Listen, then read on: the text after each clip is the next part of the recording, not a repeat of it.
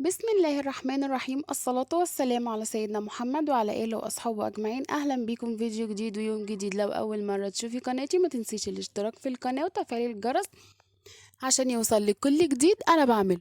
جايه لكم النهارده بطريقة عمل كيكة سهلة وبسيطة، كيكة عادية خالص بس فيها تركية كده حلوة قوي. المهم عندي هنا 3 كوبايات من الدقيق، يعني كوبايتين وكوباية إلا شوية صغيرين من المج اللي انا بوريهولكوا ده. كوبايه من السكر، تقدري تحطي السكر على حسب الرغبه زي ما انت عايزه. واربع بيضات.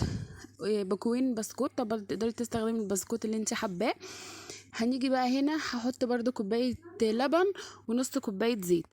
كبه كده نزلت بالاربع بيضات وعليهم الفانيليا، وهضرب البيض كويس جدا لغايه لما لونه يفتح معايا كده خالص.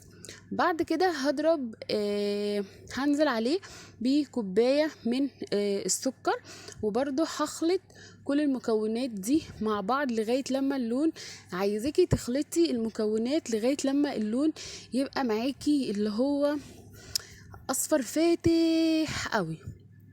تمام. اهم حاجه تخلطي السكر والبيض مع بعض كويس.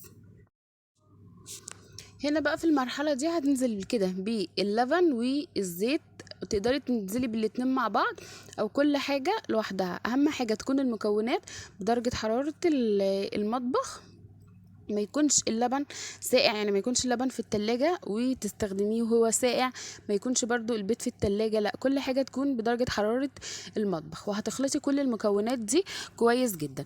هنا بقى معايا 3 كوبايات دقيق، زي ما قلت لكم مش 3 بالظبط، هم كوبايتين الا شويه، 3 كوبايات الا شويه صغيرين. وهنزل عليهم كده بالخليط تدريجيا لغايه لما تخفقي المكونات دي كلها مع بعض. هنا كنت ناسيه الكيك شيف، فقبل ما انزل الخليط نزلت بالاول بالكيك شيف، وهبتدي انزل كده بالخليط تدريجيا لغايه لما المكونات كلها تندمج كده كلها مع بعض، ما يكونش فيه تكتلات ولا اي حاجه. اهم حاجه برضو في المرحله دي تاخدي بالك قوي. تقدري بقى تستخدمي الصينيه اللي انتي عايزاها. انا جبت القالب ده، بحب استخدم القوالب الالمونيا في الكيك بالذات، ما بحبش استخدم البايركس. دهنت بقى كده الصينيه شويه زيت ورصيت البسكوت، وبعد كده نزلت بالخليط في الجزء التاني. بعد ما انزل بالخليط في الكيك هنزل بالجزء التاني من البسكوت. تقدري تحطي الكميه اللي انت عايزاها وممكن تستبعدي عن الخطوه دي، بس البسكوت بجد بقى